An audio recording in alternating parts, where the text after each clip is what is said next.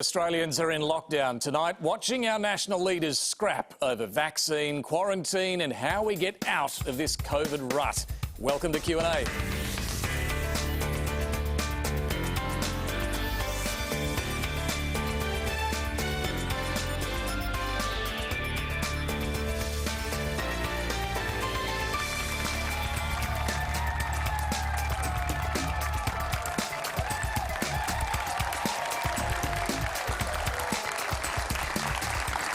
Welcome to the program. I'm David Spears, host of Insiders, filling in for Hamish McDonald. Great to be with you live from Melbourne. Joining me on the panel tonight, infectious diseases expert Michelle Ananda-Raja, Director of Health and Aged Care at the Grattan Institute, Stephen Duckett, National Affairs columnist at the Australian Financial Review, Jennifer Hewitt, in Brisbane, the Queensland Premier, Anastasia Palaszczuk, and in Sydney, Liberal member for Mackellar, Jason Falinski. Please make them all feel welcome.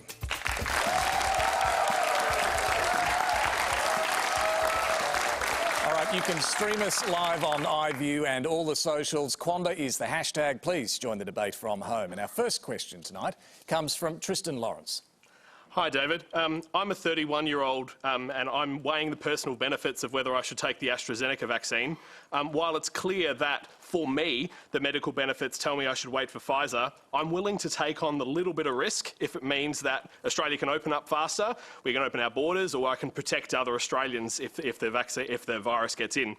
My question to the panel is, how do I make an educated decision on how my vaccination contributes to the rest of Australia without clear information on vaccine rollout targets? Well, thanks, Tristan. And Premier Palaszczuk, I might put that to you first. What should Tristan do? Well, I'd say to Tristan to go and speak to your doctor, because your doctor will give you up-to-date information depending on your personal conditions, your personal medical history. But what's very clear is that there are concerns about young people under the age of 40 receiving the AstraZeneca. This has been in ATAGI advice, and our Chief Health Officer here has advised our young people under 40 in Queensland to wait until the Pfizer vaccine comes. Now, we want everyone to get vaccinated. We are pro-vax. But we know that the risks of blood clotting is actually higher the younger you are. So that's information that you have to weigh up when you go and speak to your medical practitioner. Just to be clear, though, in your state, Premier, if you're under 40, can you get AstraZeneca at all, or is it simply advised that you don't? Well, in Queensland, the information that came out of Scott Morrison the other night was that he was opening it up for under 40s. That was not a decision that was taken at National Cabinet. I was surprised, as were other premiers, that this announcement was made without any consultation. We had the AMA out the following day, bemused about this decision. I'm yet to hear any federal cabinet minister say that this was a decision that the federal cabinet took. And I think we need to be very cautious and look very closely at the medical advice. OK, but it's not a ban on under 40s getting AstraZeneca? It's not a ban, but I think everyone needs to be very clear. Now, this is the way I look at it. I have about 1.2 million people aged 20 to 40 in my state. These are not statistics. These are real people. These are people's sons and daughters, brothers and sisters, uncles and aunts. And I could not live with myself if the truth was not out there. And once again, I say to everyone, go and talk to your doctor, but look very closely, because our advice is to wait until you can get Pfizer. Michelle, if Tristan is aware of the risks of AstraZeneca, as he said, but still wants to do his bit so that Australia can open up faster, should he be allowed to take it? What do you think? So, Tristan, my advice is to follow the health advice, OK? And take your advice from your doctor and not from politicians. The key here is that there's a lot to actually unpack with your question, so let's just go through the stats.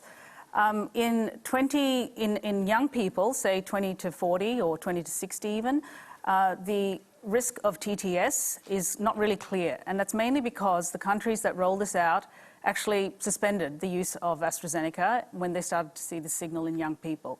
So we estimate that the risk may be somewhere in the order of 1 in 20,000 to 1 in 40,000, okay, based on data from Norway and also ATAGI's own data. Now, if I said that to a patient in front of me who was 20 years old, they would wave it away and they would say, "Doc, you're overreacting," right? Here's the thing, when you start to vaccinate at high volume, right, 20 to 40,000 people a day in that age group, you're going to start seeing these cases. You'll have 1 to 2 cases per day. And the Premier is absolutely correct. In young people, TTS is not a trivial condition. It's not trivial in anyone, but in young people, it tends to be more severe, mainly because it manifests up here, all right? Now, the other thing to keep in mind is that we understand that young people are desperate to be vaccinated. They want to do the right thing for all the reasons you elucidated, right? But we would urge calm and we would urge patience, because even if you took the AstraZeneca vaccine today, your next dose, which you do require to deliver that knockout blow to the Delta variant, which is looking like it's going to dominate globally, won't be for another 12 weeks.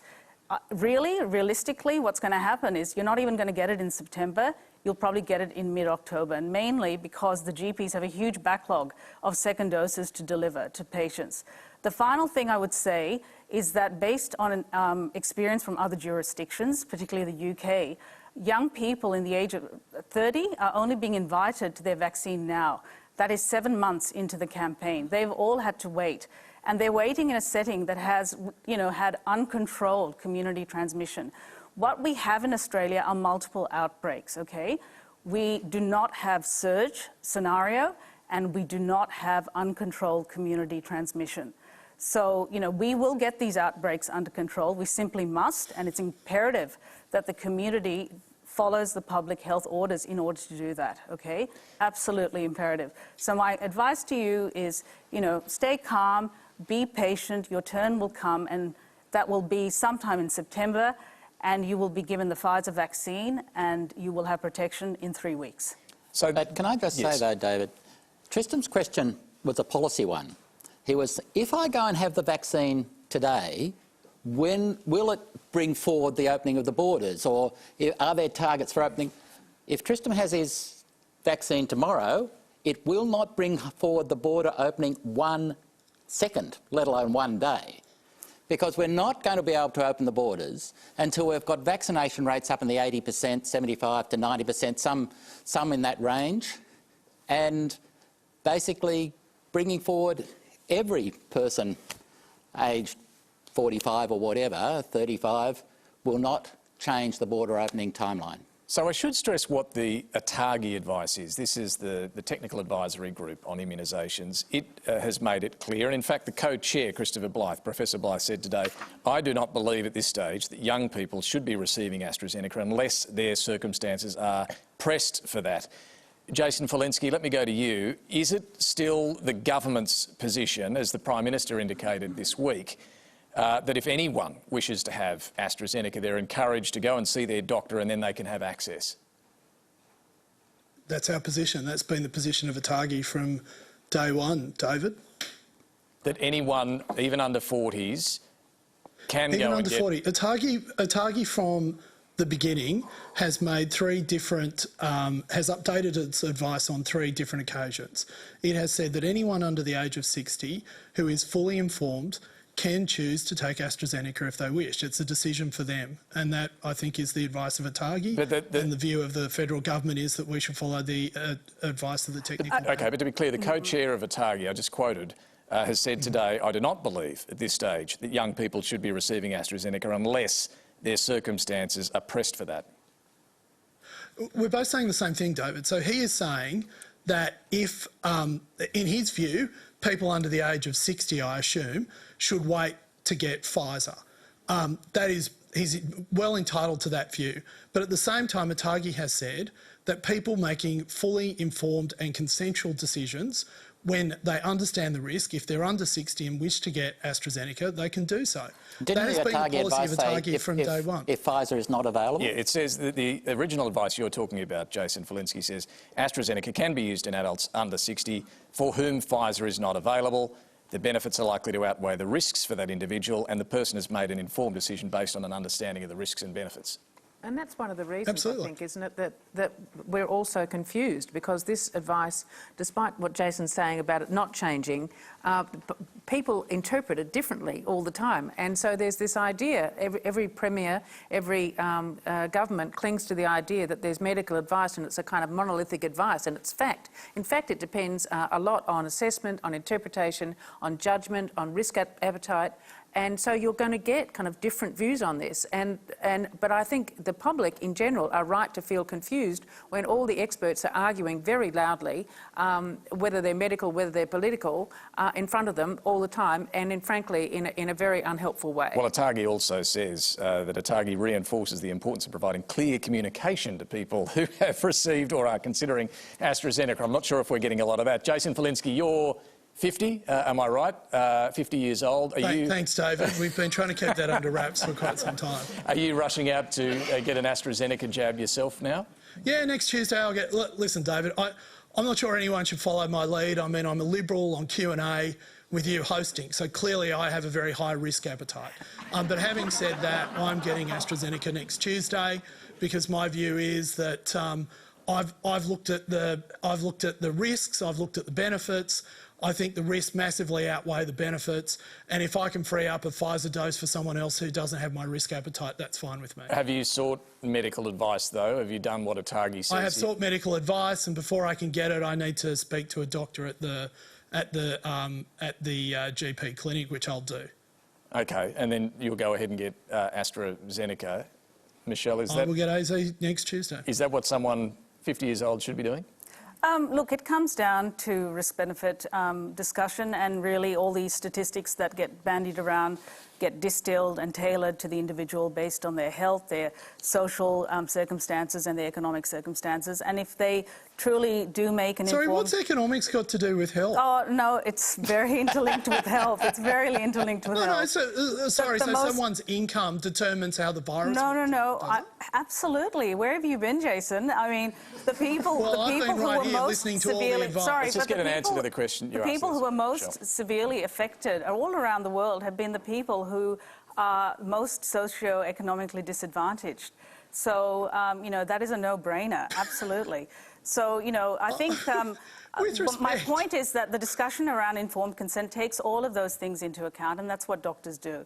And I would strongly urge anyone, to go and have this discussion with your GP. Your GPs are waiting. They're doing this every single day, and get your advice from there. And it's an ongoing conversation. Just to be clear on this point, are you saying that those on lower incomes are more likely to be in service industry work that does have a higher risk in terms of infection? Is that the point you're making there? Yeah, I mean, I think it's evident throughout the world that people who have been in socio-economic sort of groups on the lower end have been worse affected by COVID. Okay. So there's two elements, David. There's low income is associated with being in one of these jobs which is at higher risk, higher exposure, and secondly, lower income is associated with poorer health status. Okay, so Jason, you dispute that, do you? No, I don't dispute that. I think what Michelle is talking about is that people on lower incomes in other parts of the world don't have as good of access to healthcare as they otherwise would. To somehow say that if you're and they have on poorer lower outcomes incomes, when it comes the virus... Sorry. Right. Jason, sorry, just finish the point. I mean, so to somehow turn this into some sort of social justice issue, when in actual fact it's about access to healthcare, not your level of income, I think is wrong. Let me just go back to Tristan. Has any of this cleared up for you what you should do now? Actually, yes. Like I was actually seriously considering taking the vaccine because I thought it would bring forward border closures. But thinking about the timelines in the context of the panel and the panel's advice, I'm less confident that that's true now. So maybe I will wait for Pfizer and I will go and talk to my GP if I do consider taking the vaccine. So thank you for I think this has been a clearer debate in this 20 minutes or however long it's been than I've gotten in the past 3 days. The other point for you, Tristan, is that if you have the AstraZeneca today, you don't have the second dose for another 12 weeks, and you probably have your Pfizer both doses before you have your both doses of AstraZeneca. Well, that is assuming, of course, that we do have the Pfizer available. We will come to that. Let's get to our next question. It's a video question. It comes from Val Jackson. I am an aged care worker, still working at age 76 after 58 years experience in nursing. I have some health issues which make me reluctant to get the AstraZeneca jab. I have tried on several occasions to get the Pfizer and have been denied. Scott Morrison announced this week mandatory vaccination for aged care workers by September.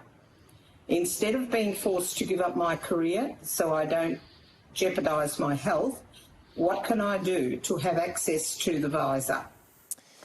Premier Palaszczuk, if aged care workers, they are now mandated, they have to have the vaccine by September. Should someone like Val be allowed to choose and have Pfizer?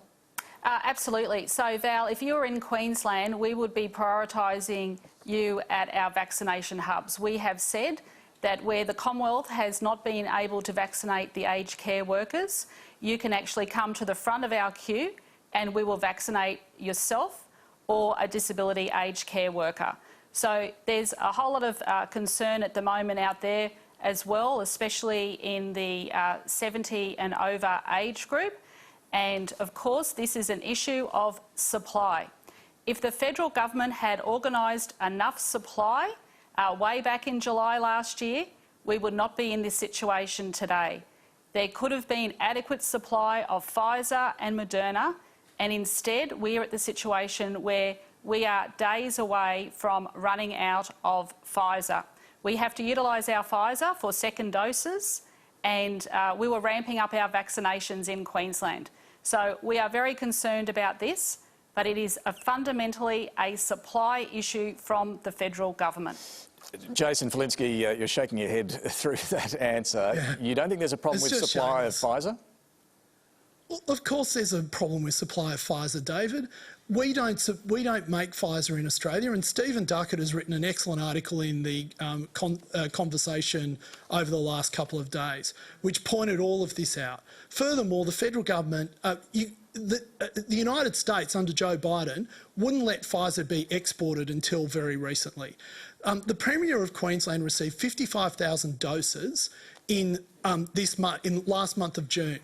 Her government will be receiving 95,000 doses this week, and it will ramp up to 127,000 doses by the week end of the August. It is just simply shameless for a state premier to be blaming the federal government. Incorrect. All you have done for the last 8 years, Premier Palaszczuk, has blamed the federal government for your own problems created by I'm your not own responsible government. for supply of the vaccine for the Australian population. You will have enough supply. For you to go on national television and blame the federal government for your inability to deliver vaccines to the people of Queensland is shameless, and that is not correct. And it's beyond me that a responsible premier would do that.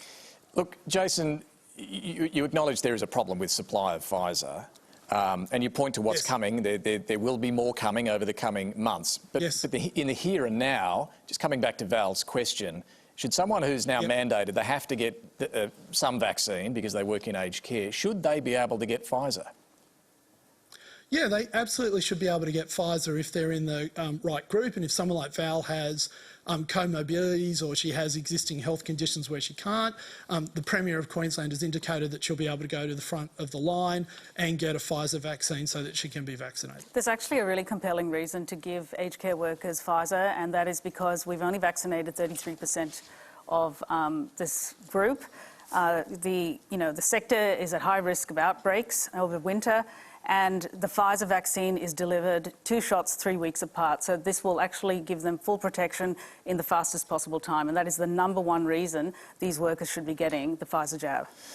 Well, let's go to our next question. It comes from David Anderson. It's taken till this morning, till Simon Birmingham has admitted that this country is at the back of the queue when it comes to the Pfizer vaccine.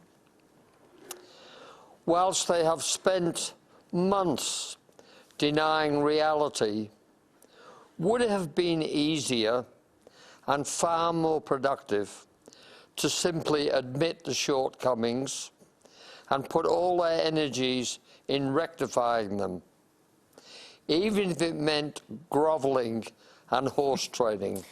David, thank you. And Jason Falinski, I guess this just comes to the point you were just making. You're saying there is more Pfizer coming, but you can hear it, and this is a very widespread sentiment, isn't it? Could more have been done to get more Pfizer now?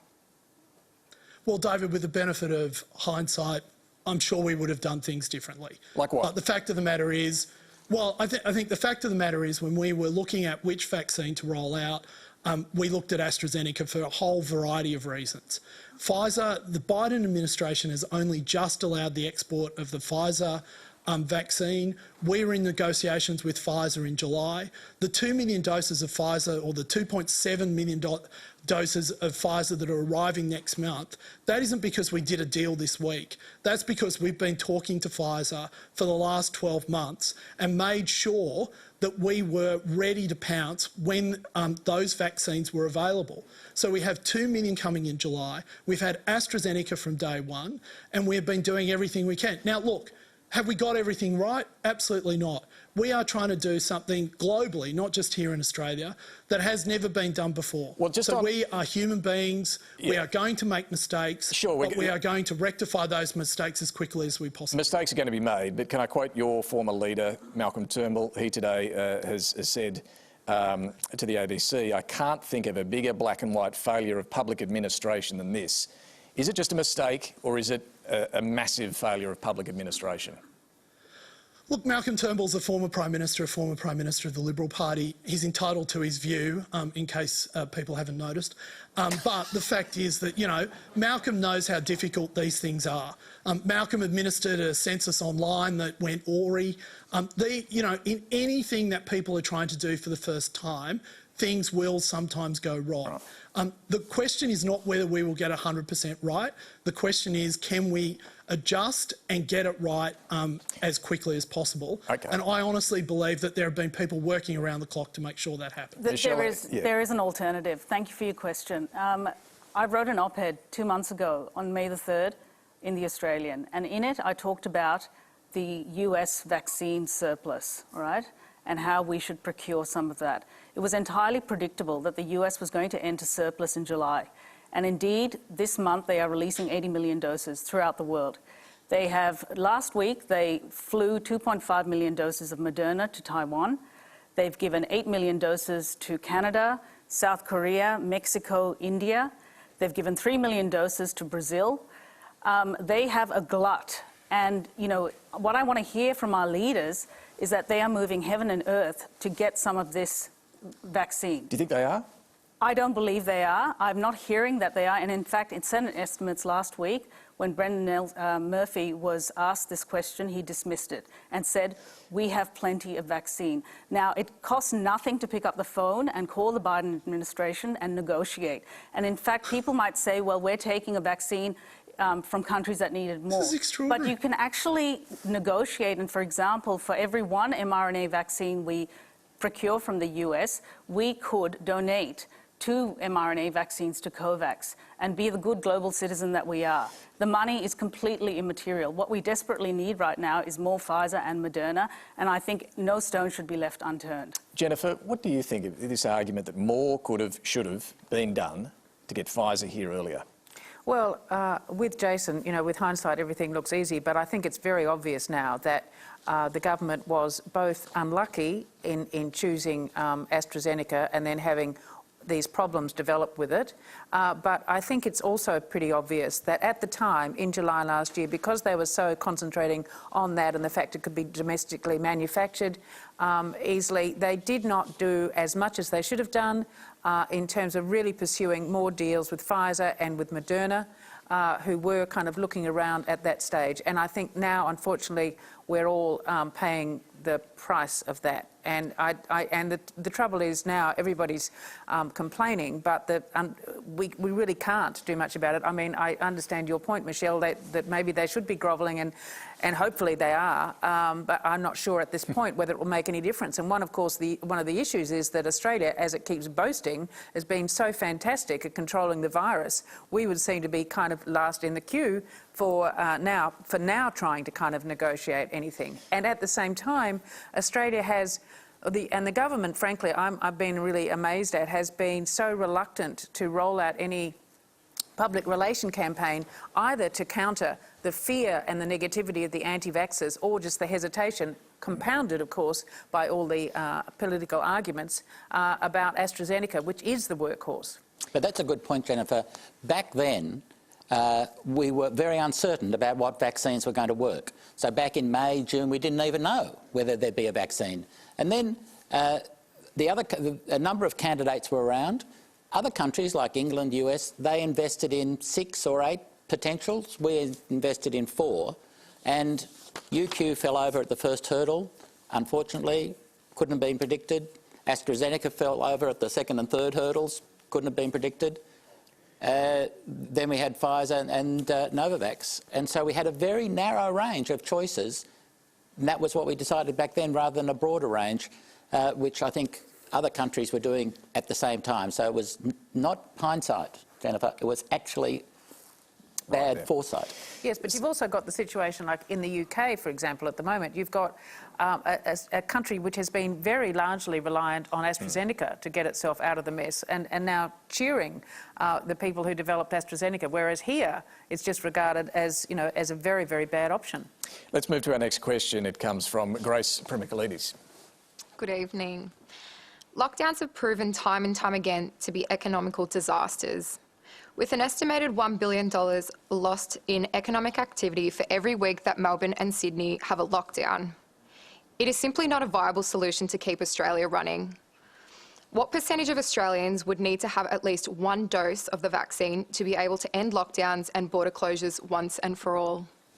This is a question that's coming up more and more. Michelle, is there a number? Yep. So you're really, I guess, alluding to this concept of herd immunity, right? I mean, this is where, you know, pointy elbows up and we sort of push the virus out and we stop it from circulating in the community. We don't know. I mean, that is honestly the $1 million question. We don't know what that number is. Anthony Fauci has said that he thinks that number should be 80%, but it keeps going up, right? 80% or up. And I think that's about right. I think in order to achieve anything close to herd immunity, which is actually proving harder and harder because we're dealing with these highly contagious variants. The Delta variant, for example, can infect 5 to 6 people. And generally speaking, when you have more contagious variants, you need to have much broader, much higher vaccine coverage, okay? It makes sense, right, in order to keep this thing out. So I don't know that we're going to achieve herd immunity with this generation of vaccines, but it's definitely something we could aim for with, you know, the next generation of vaccines as well. The main thing, though, is that we need massive uptake in the population. Virtually, you know, every adult that can be vaccinated should be vaccinated, and we also need to vaccinate children. That is the key. That is the key. We have seen what has happened in other jurisdictions when you don't vaccinate children. There are massive outbreaks in schools.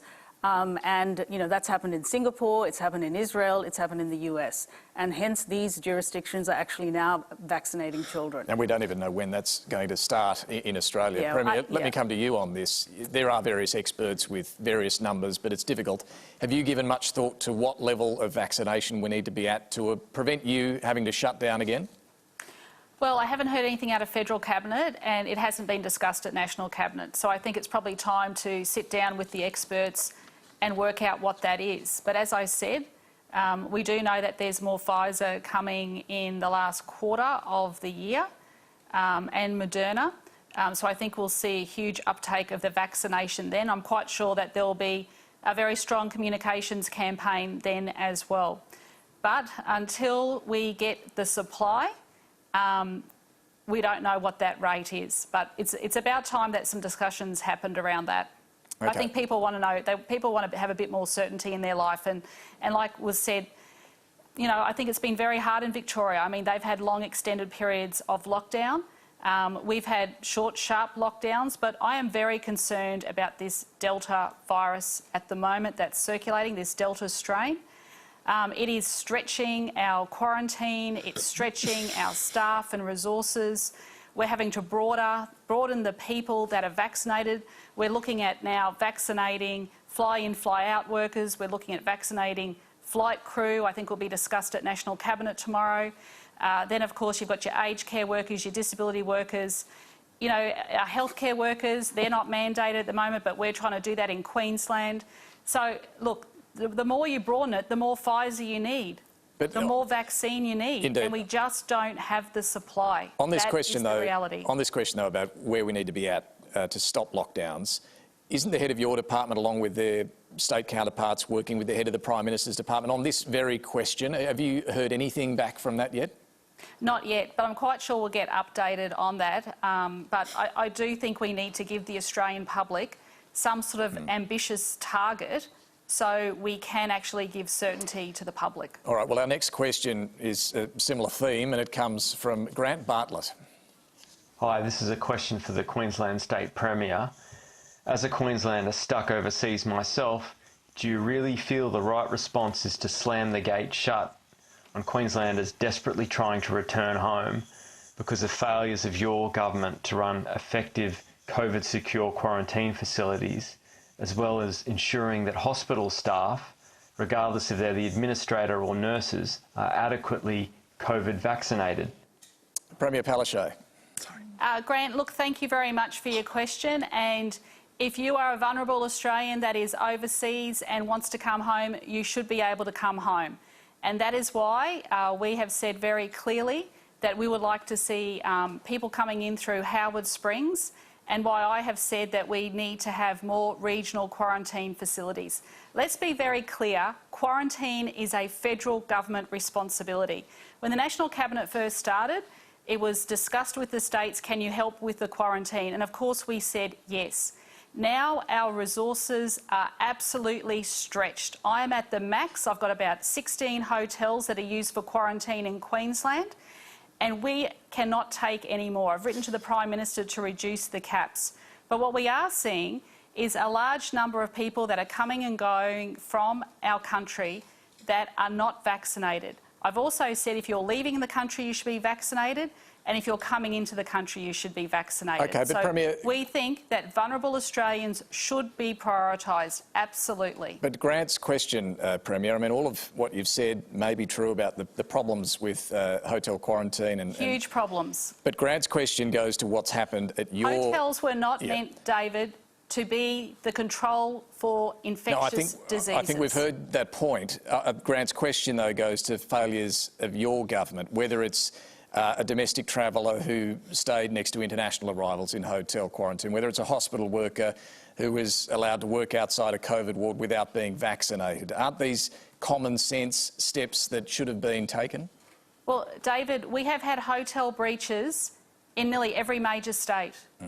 It's not unique to Queensland. No.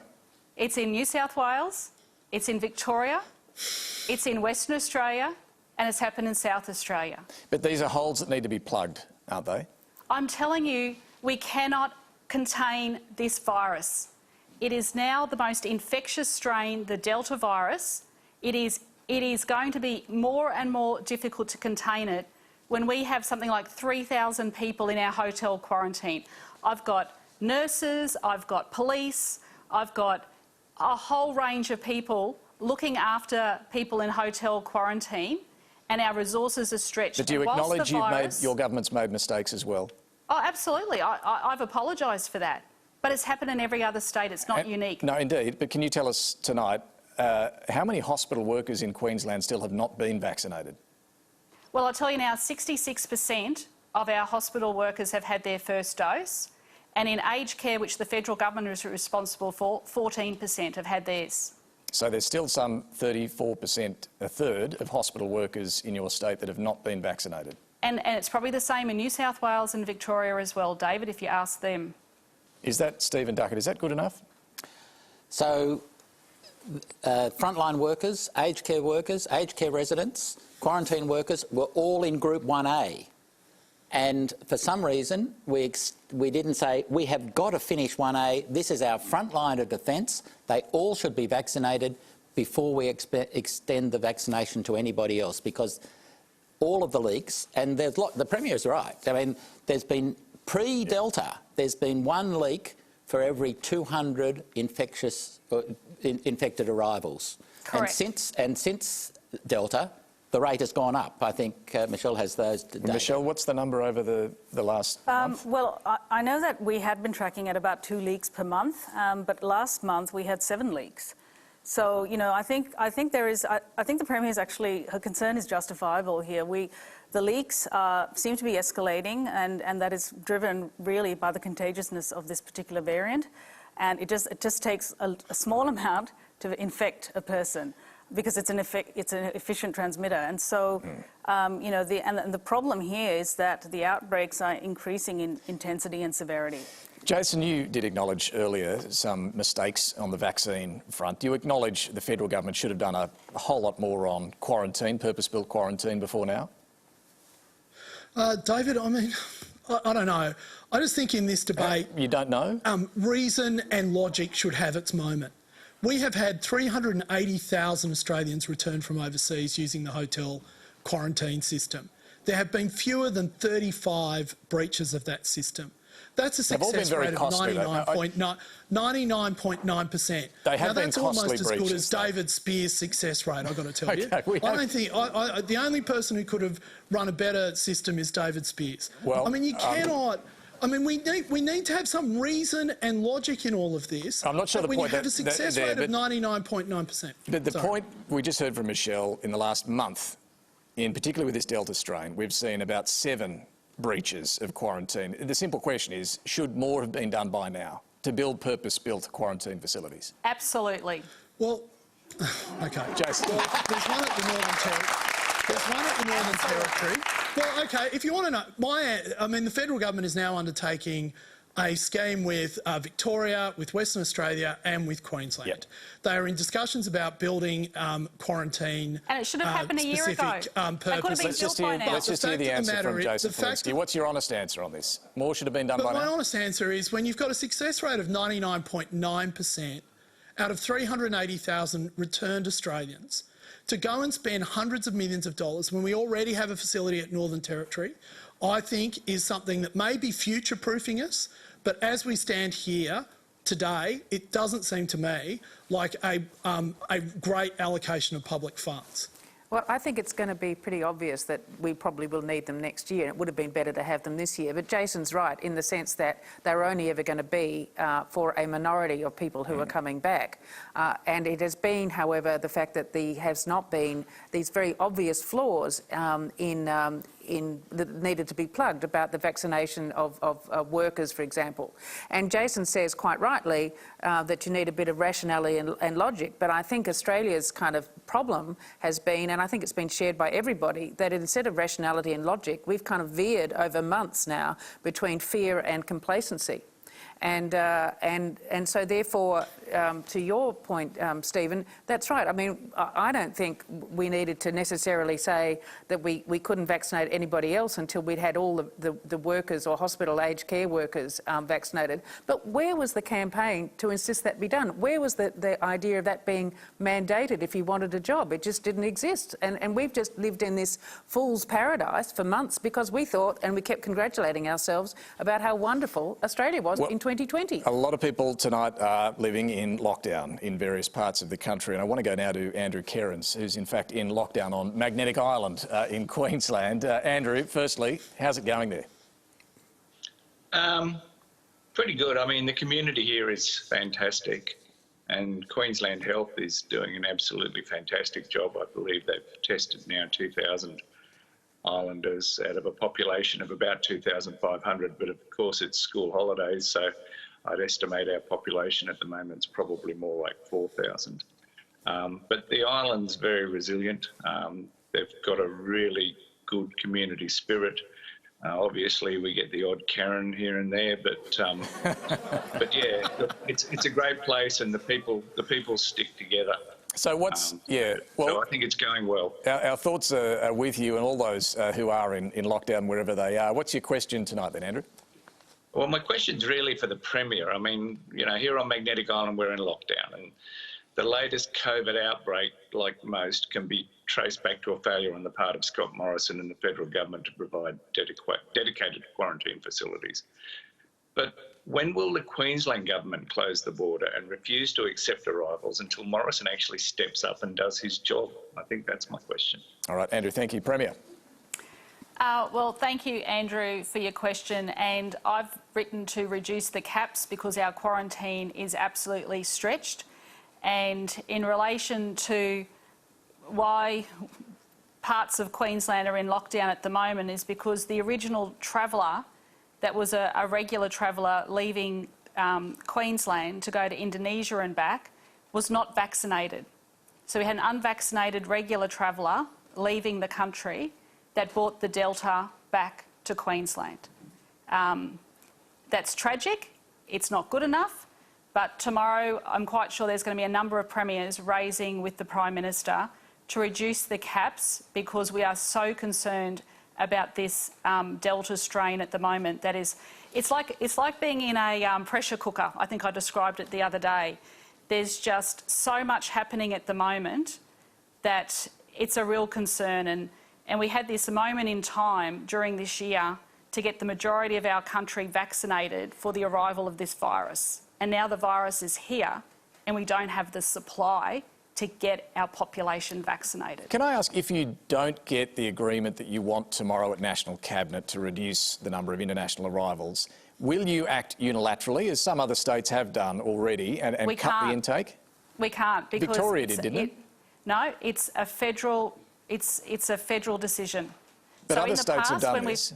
And look, I'll give Scott Morrison some credit here, because when we had the issue in India and the flights were cut, it actually reduced the pressure that was coming into our system. But now the pressure is right across the nation. So that is why we need to reduce the number of people coming in for a period of time so we can actually deal with... But you can do that unilaterally, is my understanding. Victoria did that. No, you can't. You're not allowed to. It's a federal decision. That's why I have written to the Prime Minister, and that is the way we have done it in the past. So I've asked for a 50% reduction. But other states have acted unilaterally. You can't. It's a federal decision. Jason Falinski? The state governments, as Victoria did, as Western Australia has done, indeed as Queensland have done, have set caps on the number of people they're willing to accept. What do you think about reducing the numbers? Which by the way, David, why New South Wales has been responsible for allowing 60% of returning Australians back into the country. Do you think, though, that the international arrival numbers should be brought down now, Jason Falinski? David, what I would say back to an earlier question of yours is the longer we keep these borders closed, it's just a matter of cruelty.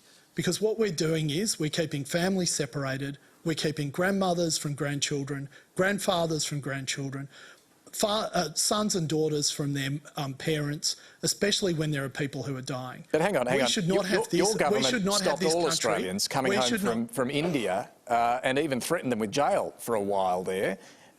How can you now say this is a terrible human rights concern? David, and that's an absolutely fair question. Firstly, jail terms have been on the books from the beginning of this pandemic. So that wasn't something that we brought in for India. That is something that has been a matter of law from the very beginning.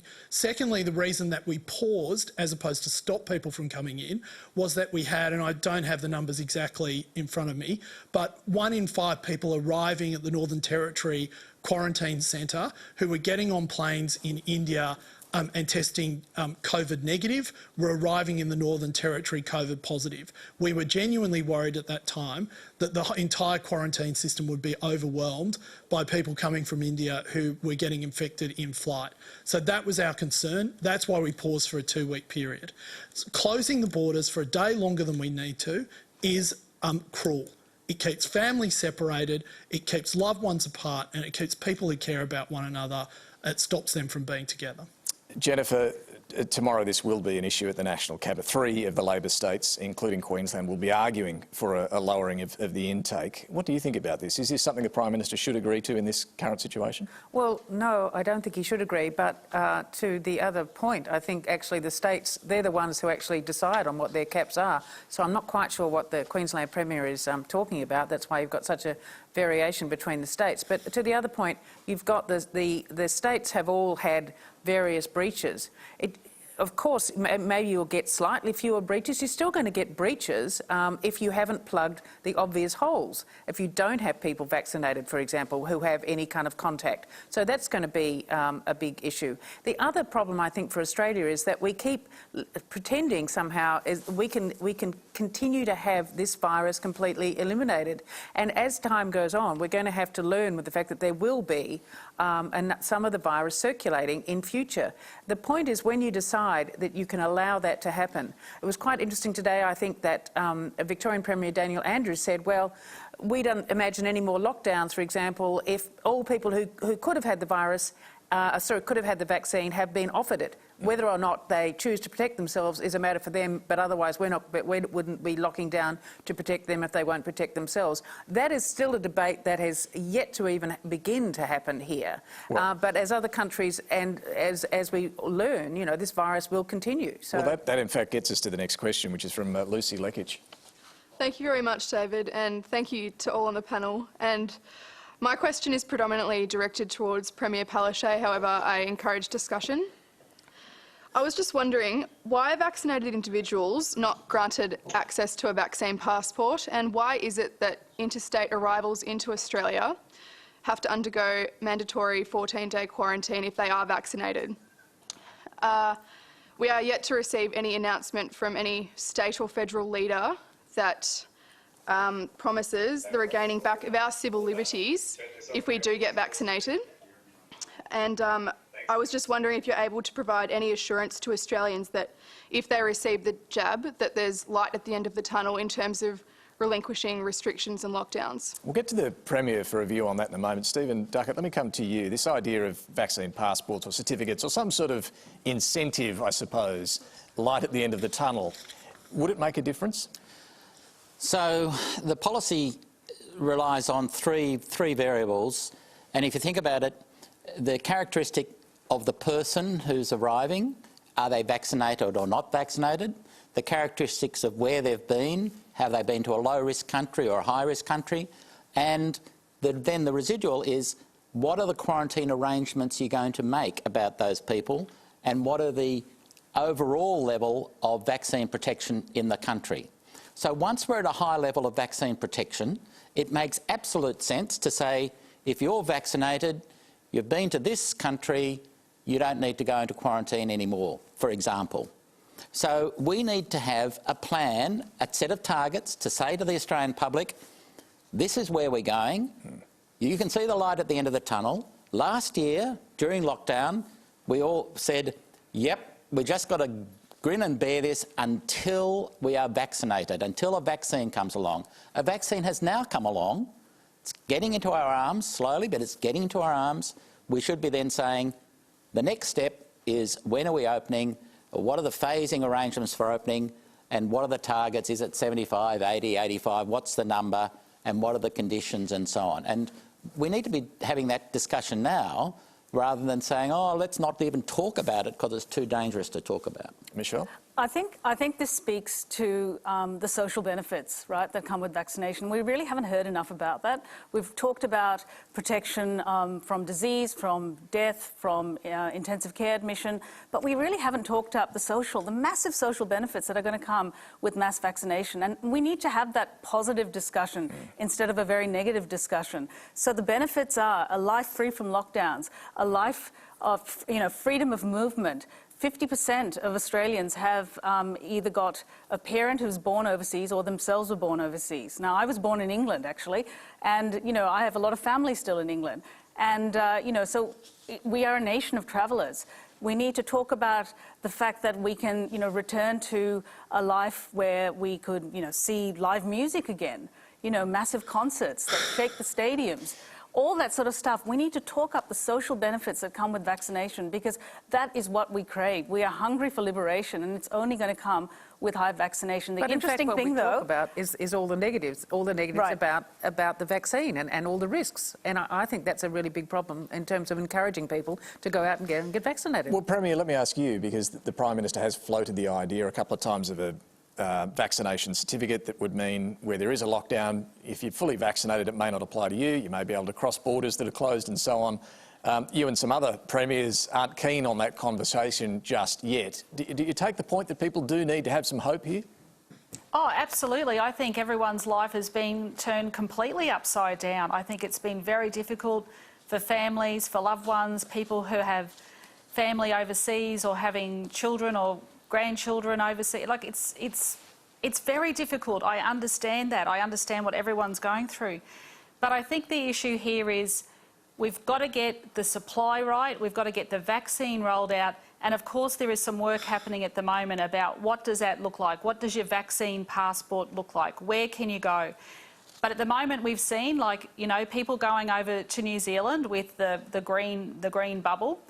But what's happened there is because it gets suspended when the states go into lockdown for those particular areas. So I think we need to get the population vaccinated first. We need regional quarantine facilities away from our major capital cities. Now, if you have your regional quarantine facilities away from your capital cities... OK, I think we're getting a bit away from the question here. You're not going to have the lockdowns. OK, I appreciate your points about the problems in quarantine, but just coming back to the question here, are you open at some point to saying, if we close the border, people who are fully vaccinated can still come into Queensland? Sorry, if you... If you have to close the border, people who are fully vaccinated at some point can still cross that border and come into Queensland. I think once you get to that threshold of the population being vaccinated, and that's a discussion for the federal cabinet and the national cabinet about what that threshold is. And of course, I think everyone would support and that. And not before then. So you would wait until we're at herd immunity. Well, no, the discussions are already happening, David. I don't think people should think that nothing is going on, because people are starting to have those discussions. But what's your view at the moment? You want to wait until we have herd immunity? I'm not saying herd immunity. I'm saying that we need to have a targeted rate of having the population vaccinated where everyone who has been offered a vaccine, and then I think you can have a lot more freedom of movement. I mean, this is hard for businesses. This is hard for families. It's hard for people's mental health. It has just taken a toll on our society and the way we live, the way we go about things. So the faster we get the population vaccinated, the faster we can open up. Let's get our next question. It's a video one. It comes from Laith Salem. Then can I say, stop shutting the borders? My question is to the Queensland Premier. Next month, you are planning a trip to Tokyo for the Olympics, and even took the Pfizer vaccine over AstraZeneca in order to do so. Scott Morrison travelled to several countries last month and returned to home quarantine. My question to you, Premier, is do you think it is appropriate for politicians like yourself to keep making trips overseas at a time when there is no pathway for Australians to be reunited with their own families? And further to this, Premier, on your return, will you be coming back into the porous hotel quarantine system like every other Australian? Premier. Thanks, Leith. Yeah, happy to answer this question, and I might start with the last part of it. I have absolutely said that I will come and do the 14-day mandatory hotel quarantine in Brisbane. I will not be doing home quarantine. Secondly, the reason that I would be going to Tokyo is to actually to help secure the Olympics 2032 for Brisbane, Queensland, Australia. This is a very important meeting, and it is expected by the International Olympic Committee that a federal representative, the Premier and the Lord Mayor of Brisbane attend to present in front of the International Olympic Committee. It is envisaged it would be a very short trip, and upon return I would do the 14-day quarantine in a hotel, not in my home, not at the lodge. But Premier, can you understand people seeing the contradiction here? You and your government have been railing against all these people travelling for their business, but you're saying your trip to the Olympics is very important for your job. Well, it's important for the nation. I mean, this is the 2032 Olympics. It's worth about $14.8 billion. It actually does give people hope and opportunity, and I would hope definitely by 2032 we would be back to a normal society of freedom of movement. It would create over 100,000 jobs. But we're talking about the here and now, and your complaints about too many people travelling for business. This isn't something... I said very clearly that the people who are travelling overseas are unvaccinated. They need to be vaccinated, and when they return, they need to be coming into Australia, they need to be vaccinated. Will you be fully vaccinated by then? Yes, I will be. OK. Just quickly, on the Olympics, they're only, 3 weeks away. Tokyo had about 714 cases yesterday. Should they be going ahead, Michelle? the population does not want the Olympics to go ahead. They're virtually begging their government to cease this. This is going to be, the hospitals in Japan are already overflowing. They're under immense stress. The healthcare workers are at breaking point. And now the Olympics are there, and it's going to be a super spreader event. I think everyone accepts that. I've seen a list of some of the mitigations they've put in place. They're just not going to be adequate. So it's kind of scary. All right, let's get to our final question tonight, and it comes from Sophie Nguyen, who's here in the audience. Sophie. Hello, thank you for joining us tonight. I'm a 20-year-old in my third year at university, and travelling is something that's on my bucket list like most young people. Currently, with the city lockdowns across our nation and the mixed messaging on the AstraZeneca vaccine, how can the federal government expect young people to be patient with the vaccine rollout when we can't even travel to Sydney, let alone the world? Jason, can you understand Sophie's pain there? Not being able to travel to Sydney, of course I can understand her pain, David. No one should have to go through that. Sophie, what I can say is I know this is hard. We are in a very difficult moment. We are undertaking, global pandemics come around once every 100 years. We have come up with a vaccine in less than a year. We are trying to roll this out to as many people as possible. I understand that at this point in time we are probably, it is darkest before the dawn, but there is a lot more vaccine coming for the end of the year. Everyone who wants to get vaccinated should be able to have been vaccinated by the end of the year. And at that point we'll start to see the nation and the country open again. And can I say I really applaud your spirit of exploration. Yeah. Well, Michelle, what do you think? Can you understand this frustration that's creeping in? Yes, Australia's done a lot better than the US or Europe over the last year when it comes to dealing with the pandemic. But now, particularly young Australians are starting to get a little frustrated. Yeah, I completely sympathise. I mean, it's just heartbreaking. We were the envy of the world in 2020 and, somehow the wheels have fallen off. And I really, just do not understand how this has happened, that we've ended up being, virtually dead last in the OECD when it comes to second jabs. We are going to get there, all right? I promise we're going to get there. This is the lowest ebb I think we've ever been. I found the last lockdown the hardest, personally, and with my children. And, but the vaccines are there. The vaccines are going to give us hope, and they are going to be, the gateway to our freedom and to our liberation. And they're coming. So we're going to have a couple of months where we're going to be doing it tough. And then September, October, the vaccines will come online, and we really need an almighty uplift, all-of-nation effort and sleeves rolled up and jabs. Yeah, that's what needs to happen. And I'm confident it can happen. I mean, if the US, right, if the US could administer 100 million vaccines, the plan was 100 million vaccines in 100 days. They hit that target at day 58. They then decided to administer 200 million vaccines. They hit that in day 92. We can do it, all right? We just need to put in place a plan to make that happen, hopefully by Christmas. I like that target. Yeah, and Jennifer, we've touched on it a bit tonight, this need for a bit of optimism here. We do seem to be at a bit of a low ebb right now in Australia. What would you say to young people like Sophie? Yeah, well, I certainly hope that 2022 is going to be a lot better than 2021, and I don't think it's good enough to keep harking back to the success of 2020. But in terms of a national effort, I think that's right, but we need to have a very big, positive public relations campaign, which has been really, really badly missing, and I don't understand why. Stephen? So I've had 3 holidays cancelled in Australia, 2 in Western Australia and 1 in New South Wales, so I am completely aware of the pain. But the vaccines are increasing. What is missing is national leadership. The National Cabinet has to get together and say, this is the target. When we hit 80%, this is when the borders are going to be opened, and then vaccinated Australians can travel and come back. Yeah. And we need to be saying that right now. And Premier, I do think there's been a kind of incredible caution on the part of all governments, but particularly from the Morrison government after learning that the state premiers were very popular for locking down.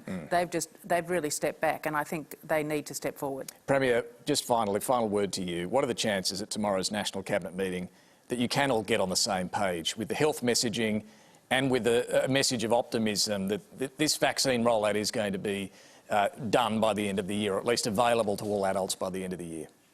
Well, as long as the federal government secures the supply, I am very hopeful, and I think we should have... Always blaming someone else. I said I'm very hopeful that we will actually get to a situation where Australians will be able to travel and meet their family and friends and not have these lockdowns because the vast majority of the population is vaccinated. I know it's frustrating for young people out there at the moment, but can I tell you, I've got 2 frustrated parents that haven't travelled either. So I think the older generation is feeling exactly the same. Everybody wants to see an end to this pandemic. And can I tell you that when we do get in that room, we do actually have the national interest at heart. We really do. And I do love working with my colleagues. And at the end of the day, this vaccine will actually help us see the end of the pandemic.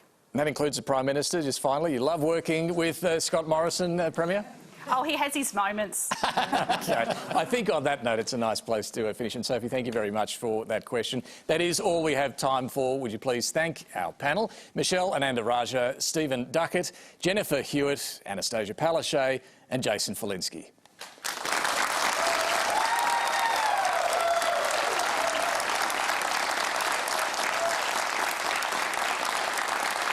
And thank you for all of your questions tonight. Next week, we're live here in Melbourne, joined by world-renowned philosopher Peter Singer, Liberal member for Higgins Katie Allen, and journalist and filmmaker Santilla Chinga Ipe. Join us then. Good night.